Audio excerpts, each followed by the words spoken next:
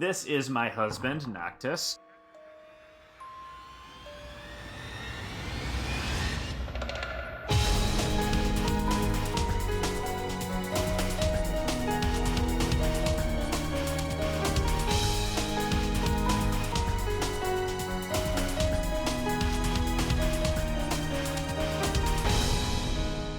Hello and welcome to Rhythm Encounter episode 56, the RPGFan music podcast. Today we're doing a special Halloween episode, and we don't fully know what we're going to call it, but it's possible that we're going to actually title it Ooh. Or maybe not. But we'll figure it out. So Halloween episodes have been kind of a tradition for the show over the years, and since we missed a few Halloweens, we didn't want to miss this one too. So we're here with some spooky music or atmospheric music and just other interesting things that are fitting for the season. So I'm not going to go 3 minutes before I do this, so I should say that I'm Mike Salbato. I'm editor-in-chief at RPGFan, and if you've listened to the last few episodes, people are trying to give me a title on the show. I'm either Maestro or Mikestro or whatever. I'm not sure that's going to stick. I don't know if I want it to stick, but we'll see. Mike Stroh is good. I like it. All right. Maybe it will stick. Anyway, so joining me today, I have three other wonderful people who are here to talk about music that will hopefully scare you. So first we have Hilary Andreff. Hi, good to be back. And next, who am I going to pick next? Eva, you go next. Hey, it's Eva Padilla. And Peter Triezenberg. Back by unpopular demand. Wow. Were you just waiting to say that? You had that just chambered? Hey, don't call me unpopular, you jerk. I had that queued up and ready to go. Well, we're off to a good start here, aren't we? All right. The best. Yep. We're just getting that conflict and that intensity going. Yep. All right. So as usual, for an episode of Rhythm Encounter, each of us brought 2 songs. So we have 8 songs and a bonus track today of all things that we feel are, a good fit for Halloween or spooky times. So I say we get right into it, right? Sounds good. Right. And we'll actually start with Hilary. You have our first track today. I do. So for my first track, I picked something a little bit older. Again, the Ancient Library from Final Fantasy V. Yes. Amazingly, our first track from Final Fantasy V on Rhythm Encounter. Yay. I'm glad for the representation. Yeah. And then after that, I brought Barren Cornadors. What is that? I don't know. It's corridors made entirely out of corn. It's a corn maze. It's very fitting for the a season. corn maze, yes. Man, I really missed the corn maze area in Timespinner. Way better than the candy corn area. Yes. So I brought Barren Corridors from Timespinner, a Metroidvania action RPG, came out a couple years ago that everyone should play. So let's jump into those now, listen to some Final Fantasy V and some Timespinner, and talk about them.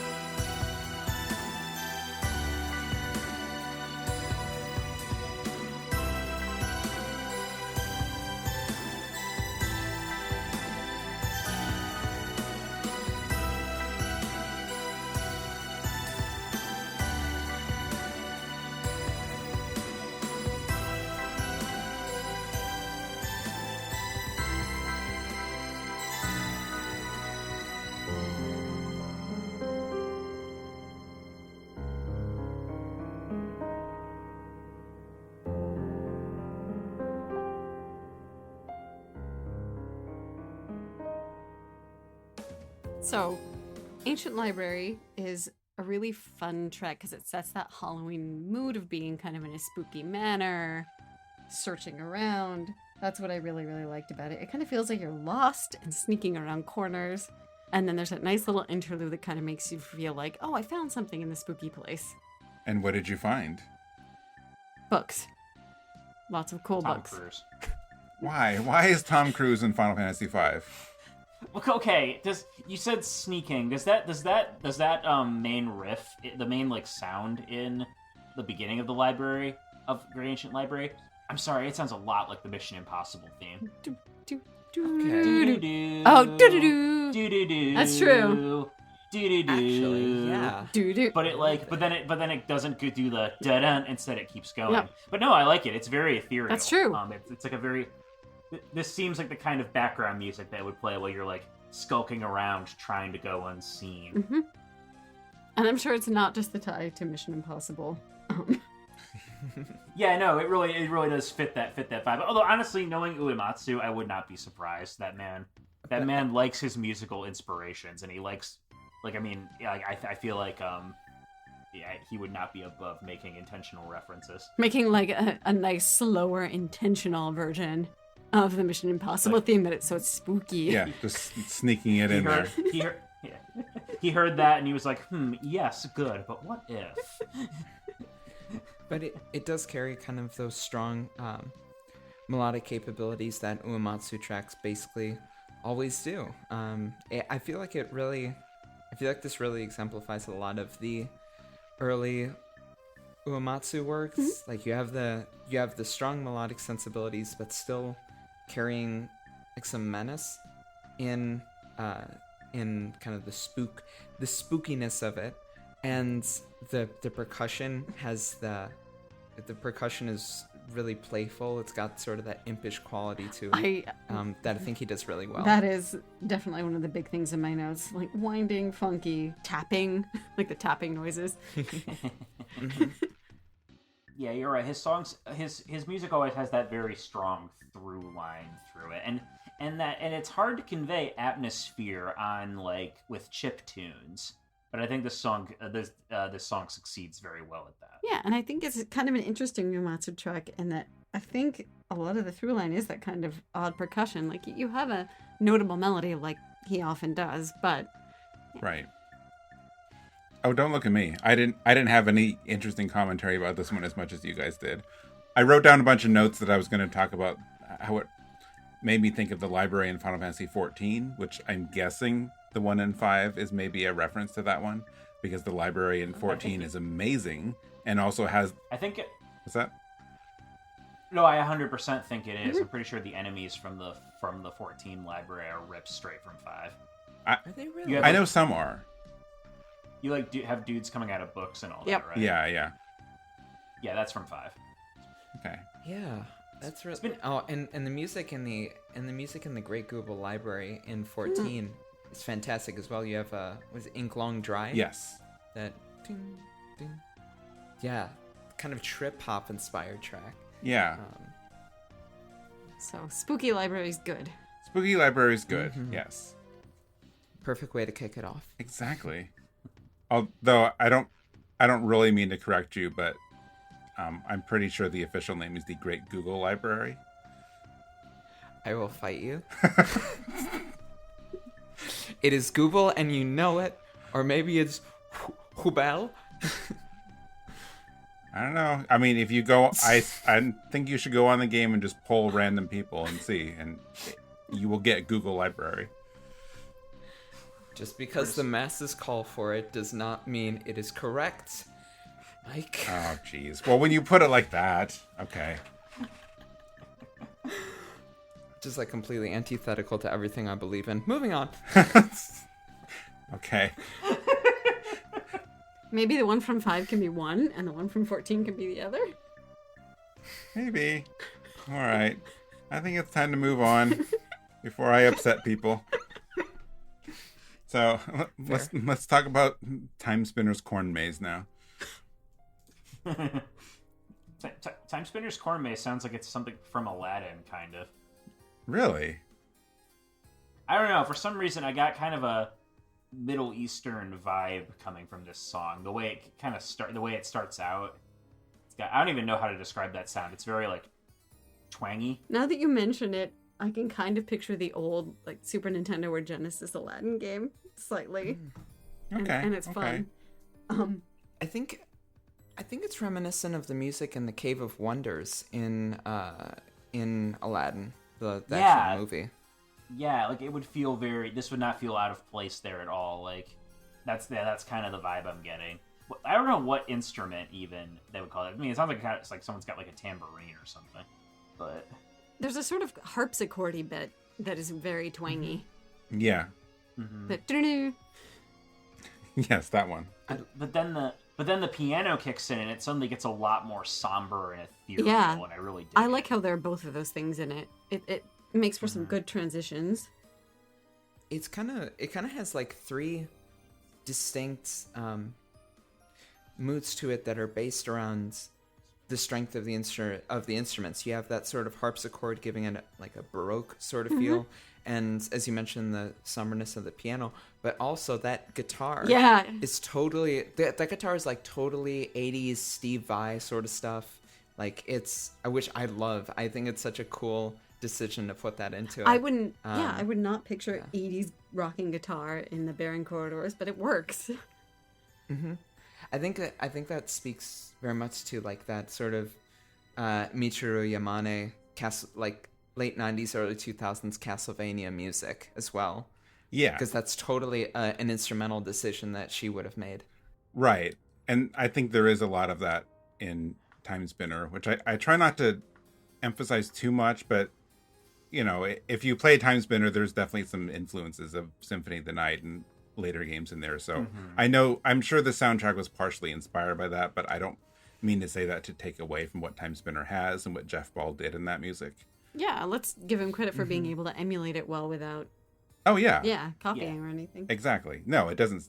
It's reminiscent of it, but I'm not saying it. Oh yes, it sounds just like it. Mm-hmm. Right. It also sounds a bit like something out of Ys, weirdly enough to me. I don't know if that's just because of the melody and how like I don't know. For some reason, this reminds me of an area from Othenfeld. Maybe it's the guitar. It's the guitar. It's the totally guitar. the guitar. It might be the guitar. I think Falcom has conditioned me to associate them with guitars. Yeah. So yeah, I hope it landed for everyone else too in terms of like the theme of this episode, because I knew I wanted something from Timespinner because I love Timespinner, and there's this, I can't remember where it plays, but there's in the game there's this, you know, obviously there's this group of like evil people and stuff that you're trying to like, I can't remember what it is, the castle or the stronghold or whatever their base is that you're infiltrating. I feel like it's maybe related to that. So at least to me, because I'm picturing it there, and because of this, some of the parts of the song are more somber or tense or something. I can't really figure it out. Like part of it almost kind of feels oppressive, but I don't know if that's really the music itself or because I know the story of the game. So it kind of gives me this sense of this danger that's kind of out there. Not like right behind you. Those are the songs that are coming up next.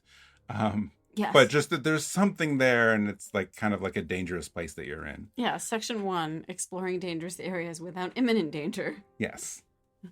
Dangerous forgotten places. Anyway, so that's why it's here. I would definitely say that landed.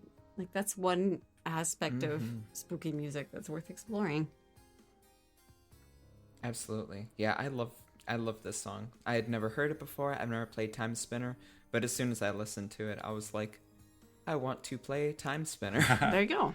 Good. It's on everything, so. Sweet. Yeah. All right. Well, I say we get moving on to block 2. So our first song in the next block is, we finally have an Automata song. So, Peter, what do you have for us?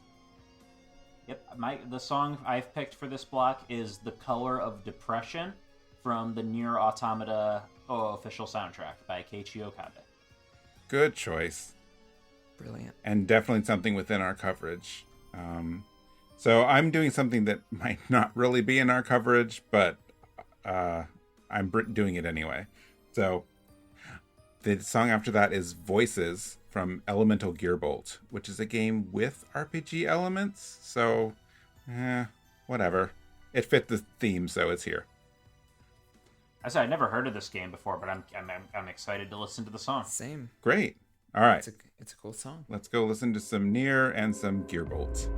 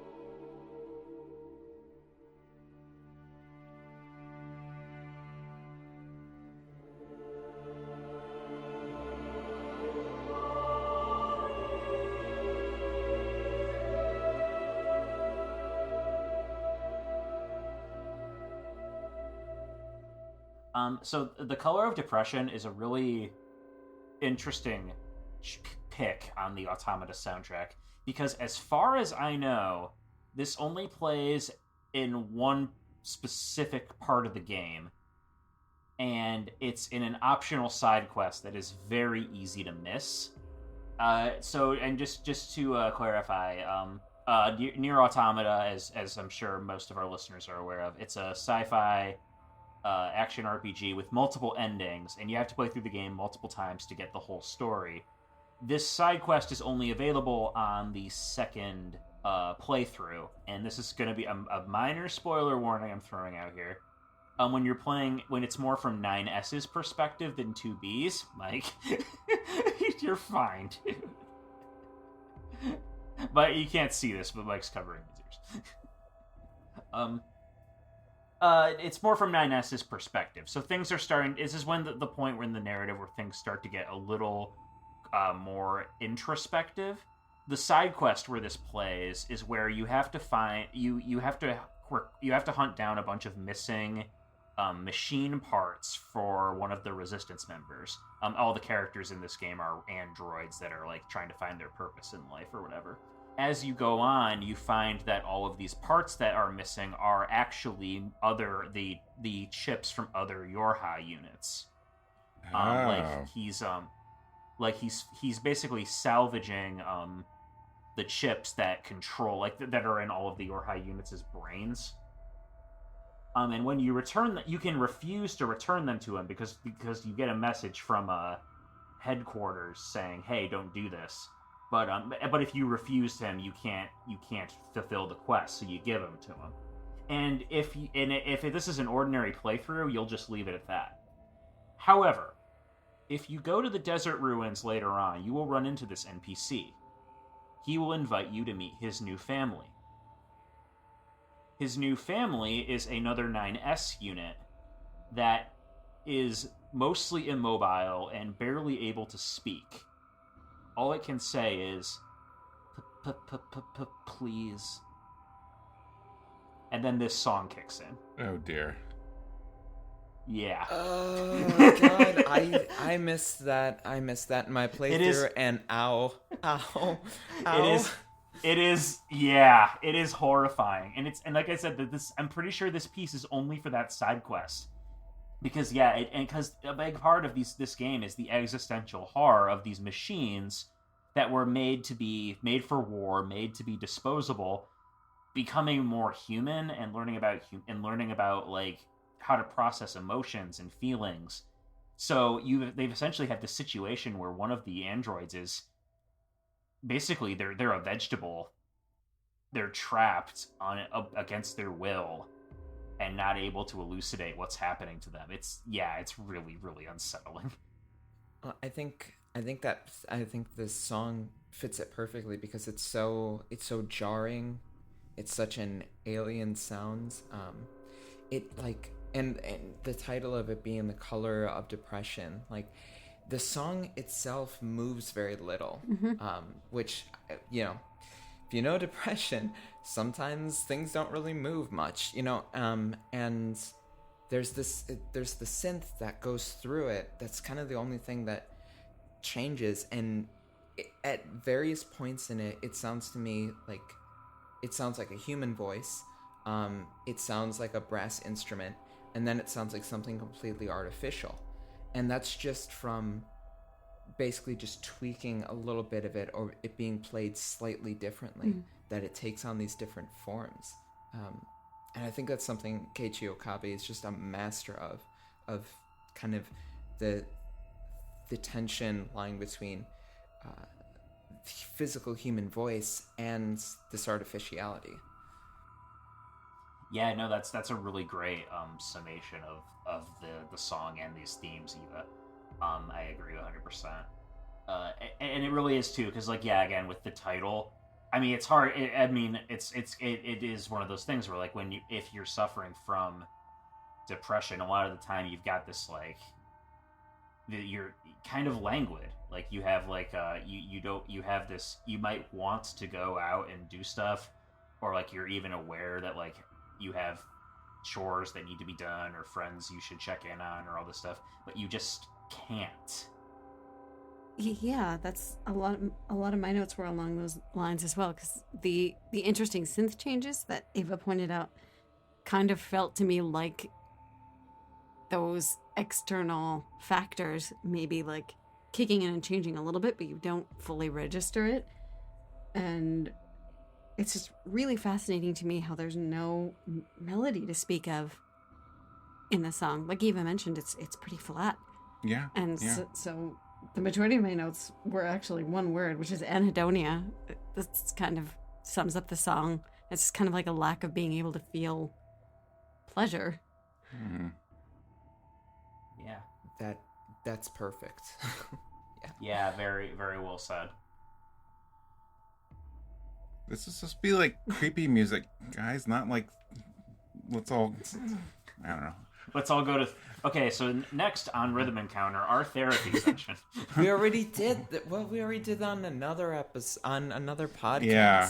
God, do we all just need more therapy sessions? Probably. I'm seeing after this. I'm seeing a new doctor tomorrow, you guys. Well, but anyway. let's just say Hell yeah, therapy tomorrow. Let's just say this is a very good look at something that can, in a lot of ways, be concerning and fit with our theme. Yeah. And it exemplifies it really well, which is kind of that internal struggle. Right. Absolutely. Plus, just kind of the body horror aspect of the side quest. Like, Mm-hmm. I thought that was very appropriate for Halloween. Yeah. So Now I got to decide if I actually want to do that side quest now. yeah, for sure. I'm just again. There's a guy in the city who's going to ask you for some computer chips. Be cautious. Okay. Well, now I know what's coming, so we'll see. All right. So I mentioned this a little bit. I'm probably cheating a little, bringing on something from Elemental Gearbolt, but I'm banking on the fact that hopefully a lot of people don't know what it is. I don't know who here even knew what it was before today, but yeah, I have never heard of this. No idea what this is. Well, okay. I've listened to it now, so I know what it is. yes, but... now. I'm a little fortunate because when my brother and I were younger, one of the more common stops in any of the arcades we would go to is whatever light gun game was new at the time, whether it was the latest House of the Dead or Time Crisis or something.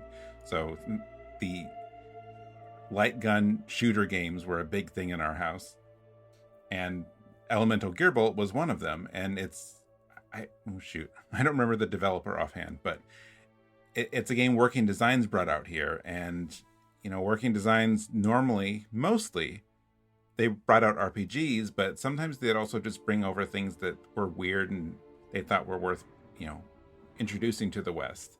And for whatever reason, this was one of them. So it's a first-person on-rail shooter with a light gun, but it has an experience system and a leveling system. And I don't think there's much more to the RPG than that, to be fair. But one thing that is interesting about it, not really related to the music, but you know me, I talk about the game and then the music, is that you get a score like most shooter games, and at the end of a stage, you can choose to either keep that as your score or delegate some of it to experience. So if you're trying to get a high score, you don't level yourself up. Or you go the other way and get stronger, but then your score at the end is worse. So there's this weird strategy of like, how strong do I want to be, or how many points do I want? So not your typical RPG kind of strategy, but I thought it was a really interesting mechanic. And I have one burning question. Yes. This is a very ethereal, vocal-centered song, so where does that fit into a light gun game? Like, what's the context? I'm so curious. I don't remember where it is in the game, but honestly, a lot of the music in the game kind of has that vibe, which is the other thing that's interesting, and probably another reason that Working Designs wanted to bring it out, because it's not a common setting for a light gun shooter game, because you think of things like Time Crisis or House of the Dead, Jurassic Park, but there's not a lot that are actually in this, like, what's it called? Science fantasy, I think is what the official term is, kind of setting. So that's the other thing that's interesting about it. Yeah, that's the good. It reminds me of Xenogears, weirdly enough. This song sounds like something that would be playing, like... Okay, yeah. in Xenogears or Xenosaga. Yeah, I could see that. The closest thing that I thought of to this was Hymn of the Faith from Final Fantasy X. Yeah. Yep. There's just this, it's this choral, sort of ethereal sound. It could be kind of mournful, but it's more haunting than that. But just this extreme weight that I think it carries. Yes. That's kind of what prompted me to bring it on here. Also because I wanted to bring on something weird, but I do like that it's not exactly like scary, but I like haunting. Haunting's good. I wrote down foreboding. I guess both of those work. Mm-hmm. Yeah, it fits that more... Yeah, it's very ominous. Ominous, yeah. It fits that more ominous, introspective, like there's a twist and oh my god, all of a sudden nothing is right. Yes, exactly. Okay, good. What did you guys think? Oh, I guess we already covered that, didn't we? Mostly. I mean, I would also just add, like, the minimalistic instrumentation really adds to that kind of foreboding, dreary kind of something's coming, but it's a little bit still off in the distance, or you don't realize it yet. Right. It sounds a lot like something that you would find at like an altar or a shrine.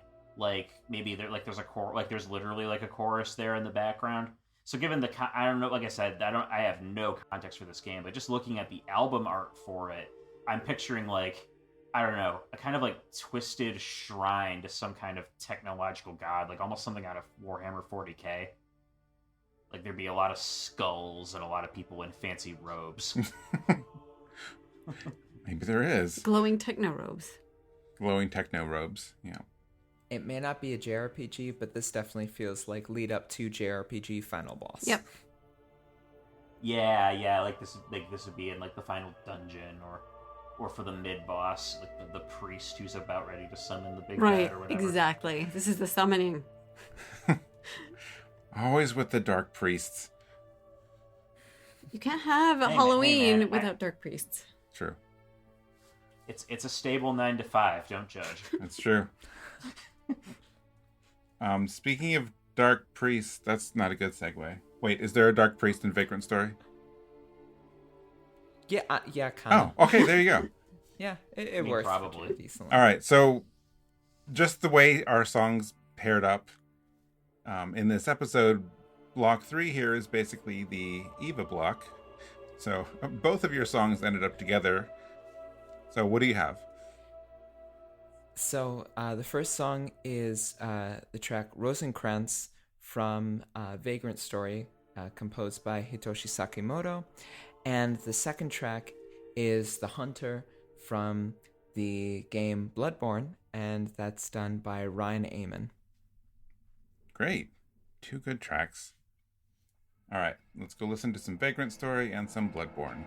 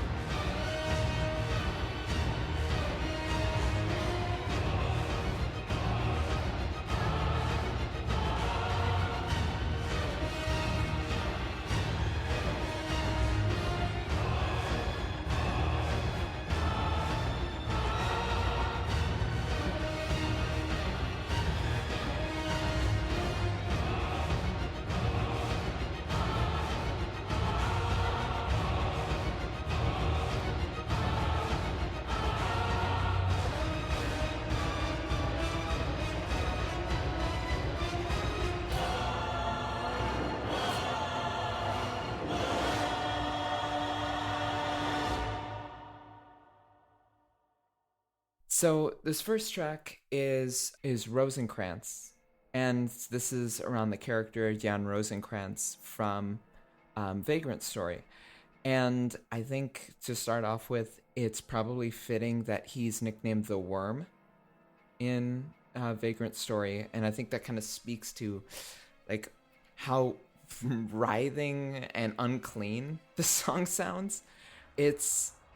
It's a really strange song that it begins with that sound, which I couldn't figure out what it was. So I had asked our community, and shout out to John Byman, who said that it's probably a Roland XV 5080 synth, which is a favorite of Sakimoto's at the time. Wow. And that synth part is just it's like it's drunken. It dances around everything else in the song. It's so untamed and unmanageable and just wild in how it kind of just goes around everything. And Rosencrantz is a character who he projects hatred, and that comes back to him. He absolutely abhors the nobility, and the nobility hates him in return. And I think this song kind of feels like both of that, like both those sides coming out. Yeah, writhing is a good term. And in my notes, I had a lot about those. It's like almost a series of kind of isolated synth rhythms that change and kind of cause that like winding effect that's so unsettling. I also said that it's a bit industrial, and it also feels kind of horror movie to me a little bit. Just that kind of unsettling. The way it starts is almost like the quintessential kind of almost stereotypical horror movie, like a little bit. I could hear that, because I really like when he gets like really industrial with his music. So lots of Vagrant Story and Dragon Quarter too. There's a lot of that going on in Dragon Quarter soundtrack, which is why it's one of my favorite Breath of Fire soundtracks. So I don't have the context for the character here, so I actually kind of went the horror movie thing too, because I guess it's the synth, or just there's something about the song and the way it's playing. Like I could picture like some big something like lumbering after you in the dark or something, which of course made me realize that I probably should have brought on whatever that track is towards the end of Parasite Eve, where you're being chased around the boat. Yes, that horrible sensation. So this song gave me a little bit of that, which probably is not the right context for it, but again, it fits the theme of this episode for sure. I mean, there are definitely some lumbering things in Vagrant Story, so that's not completely without merit. Okay. Yeah, it sounds like almost like you're being chased. It does sound like chase music, like you're being into deeper and deeper into something horrible. And yeah, that bass line is like medieval Trent Reznor. Fantastic. I wanna yuck you like an animal, but Oh dear. But for real though, like it is. I'm so sorry. That's okay. I've something about Goofy that I will tell you later, but but yeah, for real though, like it's a very intense piece of music, and I haven't played that far into Vagrant Story, so I don't have the context for it. But yeah, no, it's definitely gave me some just really eerie, unsettling vibes.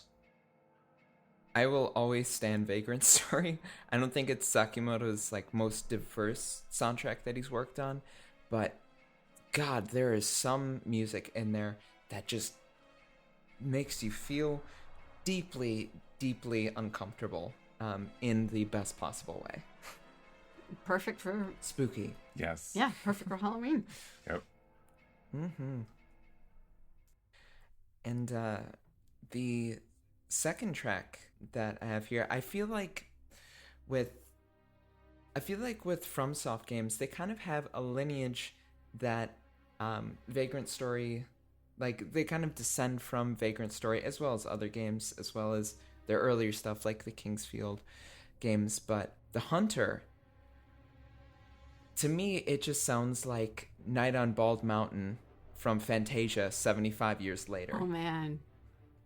It is overwhelming. It is so burdensome. It's an incredible track. And Ryan Amon, he's only had a few credits. Like, he's worked on the cinematic for Diablo 4 and the film Elysium, but he doesn't have much of a following. And, like, if you're listening to this, go and follow him and listen to his music, because he's really good. There's more of kind of, like, an industrial clamor, like with the previous track that we had talked about, but I think it's really befitting of its title being The Hunter, because, you know, you play as the hunter in Bloodborne, but it's not just that you are hunting, you definitely feel that you're being hunted as well. And I think this track really exemplifies that feeling that you get throughout all of Bloodborne, that you're in this hostile environment. Oh, yeah. I mean, I haven't even played Bloodborne. I got that from this song. Mm-hmm. And in fact, this song, listening to it, I was so overwhelmed, I actually didn't come up with any notes because I was too scared. I mean, I did it. Yes. My notes were a lot of, if the last one was a horror movie, this is a slasher film. Section at 2 minutes where you get chased. Did you actually write that? Mm-hmm. Yes. I mean, that sounds like Bloodborne, honestly. Yeah. Well, we're more on From and their really scary environments, unsettling environments later. Yeah. Yeah, I mean, that's exactly how I feel when that choir comes in with the Yeah. You know, it just, I mean, immediately it's just like you feel like there's 5 million eyes on you. Yeah, I was looking around. And they're all disembodied, and you can't tell what exactly is looking at you. And that's how it feels when this track plays, when you're going through a place like Old Yarnum, that you're in this place that you should not be, and you have a purpose to be there, but no matter how good your reasoning is, you should not be there. Mm-hmm. Which, again, that's very fitting with Bloodborne's theming of the nightmare, you know? Mm-hmm. Just the whole concept of the nightmare. And even putting that aside, too, like, on a surface level, Bloodborne has a lot of influence from Bram Stoker and, like, kind of more classic Halloween-y type monsters, and this sounds like the kind of music you'd find in an old black and white horror movie. Mm-hmm. Like I could see, like, Bela Lugosi, like, jumping out at somebody with this playing. Oh god, yeah, I wish. It kind of hits both ends of the spectrum too, you know, where it's just like Bloodborne, how Bloodborne starts off as like you know, dudes on the streets with pickaxes and werewolves and monsters, and then by the end of it you're dealing with Lovecraftian elder gods and horrors beyond human comprehension. It fits that evolution nicely. Mm-hmm. Yeah. Really good choices. All right. Are we ready for the last block? The final block. Yes. All right. So, block 4, we have a song from Peter and a song from Hilary. And go figure, Peter brought a song from Final Fantasy 15. I mean, are you really surprised at this I'm point? not, but it's a really good pick. Peter, this is the 7th time you've brought Final Fantasy 15 to class. Don't you have anything new for show and tell? This is my husband, Noctis. But for real though, my pick for this block is An Empire in Ruins from the Final Fantasy 15 OST by Yoko Shimomura and Shota Nakama. Awesome. My pick is a medley called Epitaph for Boletaria, and it's some songs from Demon Souls. Ooh, more from. All right. From what? No, from software. It's from a From game. What is From Software? We know that we know that this is coming from software. No. The developer is. God, I'm stuck in an endless loop. We've turned this into who's on Mike, first. Mike, who is on yeah. first? This cannot continue. All right. This cannot continue. Yes. This cannot Abort, continue. abort.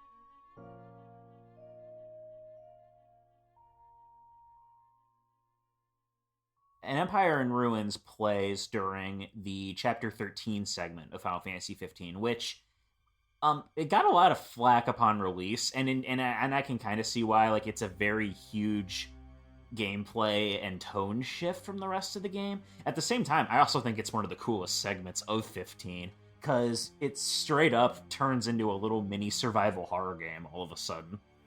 Basically, the gist is you find that the Empire, the evil Empire, Niflheim, has already fallen behind the scenes.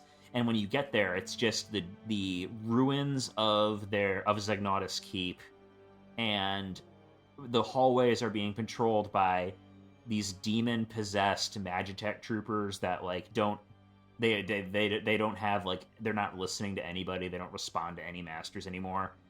They're just there to, like, hunt you down and jump scare you like crazy. You have to, like, hide in lockers and stuff like that. Survival part. Arden's just Arden's just constantly taunting you from the over the loudspeakers. It's just a really unsettling, a really unnerving part of the game, and where, like, Noctis is all alone and separate from his friends and has to contend on his own with this kind of creepy power set of the ring and all that. But this music is really unsettling, but it's also it also is just like a lot of 15's music. It's very melody driven. It's got the main bit is actually the Tenebrae music, I believe, because which foreshadows Ravis's boss fight later on, where Ravis is half demon possessed and you have to fight him. So it's very interesting how, like, it kind of plays into that character motif. So the whole so I really dig this track. I think it's one of my favorite. It's, honest to God, as much flack as Chapter 13 got, and I am glad they patched it to buff Noctis's powers for that section, so it's a little less tedious. It's still, tone-wise, like, I think it's a really interesting segment. And it just hit me that that's Chapter 13. Yeah. Yep. That was totally not intentional. I'm with you on this though. Like, when I played Final Fantasy 15, I mean, Peter, you and I have talked about 15 a lot in our differing opinions on it, but I'm totally with you on this. Like, this is, of the main game, this is, like, my favorite part of it, because I think it's such a bold move, and yeah, it felt a bit like playing a Resident Evil game in some way. You just had, fewer verbs to work with. Mm-hmm. You get this feeling from the track, and I think it's worked perfectly for it, that there's already been a great amount of devastation. There's been so much upheaval that Noctis has personally gone through, but his horrors and the trials he's going to face have not nearly come close to subsiding yet. And Shimomura, like, she usually has kind of a playful side to even her most terrifying tracks, like even the ones for Parasite Eve. There's none of that here though, and I think it's so I think it's jarring in the best way to hear that. Yeah, that is a really, really good observation. You don't get a crumb, essentially. It's just total devastation and really, really tense. And the one instrumental thing that I wanted to bring up that highlighted that is just that really, really tight tremolo from the strings that starts off, like, right from the beginning, which I'm going to have to make the noise, but it's this sort of, like, really, really rapid moving the bow across the strings, so sort of like a kind of sound. Yes. Yeah, right. That's that very, like, horror movie like scare chords you get in, like, your Sinisters and your Conjurings and all the spooky movies the kids are into these days.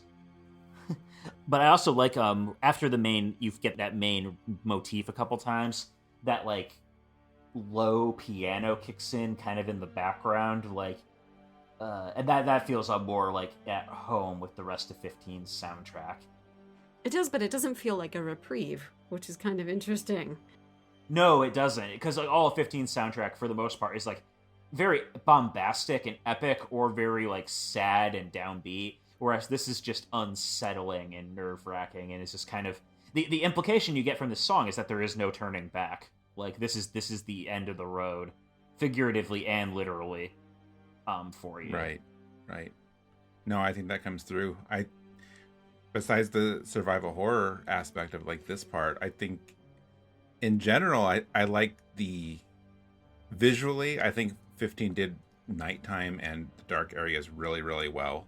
Like before you get here, just throughout the game, they make you like scared to go out at night. Like it really is way more dangerous outside. And I think once you get to this point, again, you're in this, it's a different kind of area than the roads and your red giants ambushing you. But I think this song works really well to enhance that mood of the darkness and like, well, I don't know what's around this corner and I'm kind of afraid to turn the corner. So it works really well for that. Yeah, no, definitely. Oh, and the fact that you're being chased by, like, the Emperor, who's been, like, turned into a big demon, and he's kind of like the nemesis, almost, like, popping out of vents and crap. Oh, yeah. Like, that's scary, too. I think I blocked that from my memories. Boy. 15 overall just does ruins very well. If anyone's done the Pitios ruins or ruins of Pitios side content, too. You know what? I am the resident Final Fantasy 15 apologist. I have played the game for 200 hours and I never did Pitios. What? You? I know. I didn't want to do platforming with that game's jumping controls. That's what makes it beautiful. Oh my god, it's so good. Okay, I won't go into it. But... I've seen it. Like, I think it's really cool aesthetically, and it's like one of the weirdest inclusions. It's stuff like that. It's stuff like this and Pitios and all that makes 15 special to me. Mm-hmm. Like, there's just... Does it all come together? Not really, but the stuff that sticks, really sticks. And I feel like if they'd landed the World of Darkness segment maybe a little better, this would have hit all so much stronger. Because as it stands, well, yeah, this is the end of the road and the end of the journey, but literally, I mean, there's only like one more chapter of actual game after this, and it's pretty brief. Mm-hmm. Right. Maybe, but all that being aside, Empire in Ruins, really oppressive, really spooky track. Speaking of spooky tracks. Yeah, speaking of, ruined places. Ruined places. Yes, that's a better segue. I like how we have this I like how we have these, they kind of fit together in an odd way, because if you want to talk about places that you don't really want to wander around in, Boletaria is probably one of them. Probably it's full not. of demons, and you'll be in a fruitless race to collect souls. But this song is kind of cool. And one of the things that was always really unsettling to me about Demon Souls is the Nexus and the Maiden in Black, because there's sort of this veneer of that you do have a safe space, but do you really? You can ruin it totally. Yeah. If you talk to the wrong NPC and you get that one guy back, like, it will quickly become your only refuge. Will become tainted. Exactly. Well, that's depressing. Yeah, but it's, I don't know. It's the Silent Hill for the room of demons, of souls. It is, and I love how that music kind of exemplifies that so much. It's like, maybe there's something there, but it's a thin thread, like maybe even a veneer, and even that's not quite safe, maybe. It kind of gives you the sense that despite everything that's happening, even though this is ostensibly your home base, what's happened to you is unnatural. Yes. Like, you should be dead. Right. Everyone here should be dead. Including the Maiden in Black, who, if you attack... Including the Maiden in Black. Like, it is an aberration against nature. And she will apologize, actually, if you try to attack her. She'll be like, oh, sorry, I can't die. It's like bro, I get it. And so this is a blend of 3 songs that kind of exemplify that. And I didn't mean to interrupt. Go ahead. I think it really captures just. There's this term that I saw at first used to describe a Beach Boys album, but it was Crumbling Majesty, and I think that fits Boletaria so well. It's this place that you don't... There are all these little slivers of hope. There are characters who you come across who you think may have some good in them. They may have some sort of light to them. And maybe they do, but by the end of the game, you're not so convinced. I won't spoil the end of the game and such, but there's an overwhelming sense of guilt that kind of subdues and puts into submission any sort of hope that's in Demon Souls. And I think this Epitaph for Boletaria captures that so well. Right, yeah, it's almost kind of an entropy to it, actually. Yeah. Like, you can have these moments, but there's just kind of this slide into the inevitable going on. And I think the way the song uses silence, the original Maiden in Black song and this medley, there are just these pauses. And it's not totally stagnant because you've got that string is kind of constantly doing the do-do-do-do-do in the background. But, yeah. I know you were torn between this and another song. Yes, I really wanted to bring some Shadow Hearts. Yeah. And I did encourage this one, although I was a little conflicted because despite everything else you guys said, there are still parts of this arrangement that are actually really pretty. Yes. Even though it's also sad and like. Yeah, there is kind of a beauty to the whole thing. Yeah. Like this edifice was once grand and spectacular, and even though it's fallen away, you can still see kind of the shadow of what it used to be. And that's Boletaria in a nutshell. Yep. Yeah. Well, then I guess that works then, huh? Okay.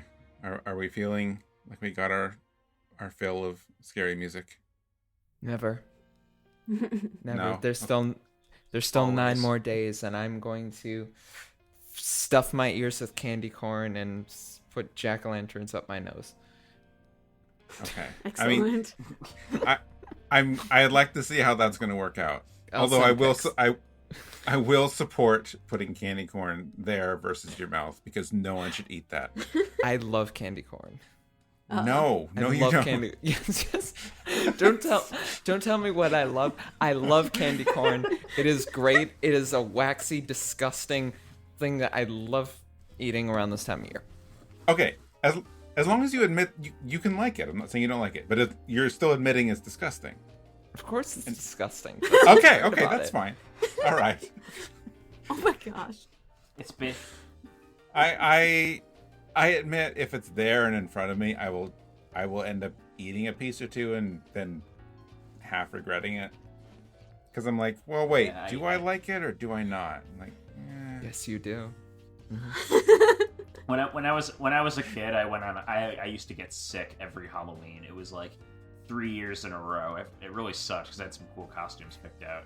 I had a little Mr. Potato Head, but I just associate candy corn with being sick as a child. So once you have that association, it's hard. Oh yeah. But am I the only one that pictured adult Peter dressed as Mr. Potato Head right now? no. Oh my god, Okay. that'd be so good. Oh yes. Honestly, next E3, let's make this. Yes. All right. Sounds All right. good. I'm not sure how that fits with Halloween, but We're all just gonna cosplay Toy Story. It says Halloween isn't a time of year. Halloween is a state of feeling. mind. Okay. That's fair. Yep. I will say that we covered several different modes of like spooky and unsettling music, I feel. So I think it's been a good sampling. I think so. Yeah. Now there's one aspect we didn't cover yet though in our Halloween music. Uh-oh. And that is my bonus track. But I can't talk about it yet because I have to actually do my end of the show spiel. Okay. So this was episode 56. As far as I know, we're releasing this right around or on Halloween. So I don't remember how this plays out. But at some point after this episode, and then week or two after this, we have episode 57, which is going to be an anniversary special for Final Fantasy IX, because Final Fantasy IX turns 20. Yeah. I think it turns 20 for like its Western release. Mm-hmm. So we wanted to celebrate that because we haven't had a whole lot of Final Fantasy IX on Rhythm Encounter, and we figured that was a good time to change that. So look forward to that. If you liked what you heard today, if you have ideas for future shows or topics or just general feedback, and you want to tell 3 of us today how good their music choices were, you can email us at music@rpgfan.com. Remember, if you want to check out any of the songs in this episode, the track list should be in your podcast description, but it will also be we have a post on rpgfan.com, and that will include places that you can listen to the different albums or buy them if they're available. I know this week there's a few that aren't. I have no idea where you can get the soundtrack for Elemental Gearbolt, but anything that we can share and find links to so you can buy, stream, or whatever will be on the post. And then if you want to contact each of us individually, for me, usually the best way is just email. So I'm at mike@rpgfan.com. And then Hilary, how can people get in touch with you? Email's the best way for me to hilary@rpgfan.com. Okay. Eva. You can find me on RPGFan social media accounts, and you can also find me on Twitter and Instagram mostly as @EVA_LEES. Awesome. And Peter. As usual, you can find me at I Have Fury on the hell site known as Twitter. You can also email me, peterT@rpgfan.com. All right. Sounds good. So 2 more things, and then we'll get to the scary final track here. If you enjoyed this show and you want to know about our other podcasts, make sure you also check out RPG Fan's Random Encounter and what's the other one? Retro Encounter podcast as well. So Random Encounter comes out every 2 weeks. It's our kind of general RPG show. Retro Encounter comes out every week, and we do game journals and other topics in between. So mostly with some kind of retro slant to it. So that's always a good time. And I think most of the people on this episode right now frequently appear on Retro Encounter as well. Yes. I'm being stared at. Well, you all do. You've all made some really great appearances on Retro Encounter, so I'm just trying to plug that. Aw. Thanks. Yeah. Thank you. So, and then lastly, again, if you like the show, if you want to rate and review us and subscribe to us on Apple Podcasts, Google Podcasts, and what have you, we would appreciate it. And that's about it. So the one thing that we did not cover in terms of scary music on our Halloween episode is scary Christmas music. So my final track here is scary in a different way than everyone else's. I don't know who here knows about the Christmas event from Final Fantasy XIV last year. Or was it the year before? I don't know. Whichever year had the choir, where you actually had to direct a choir of singers. And it was kind of a very light rhythm game where you had to time your button presses right. If you did it wrong, you got this horrible off-key choir that still haunts my dreams.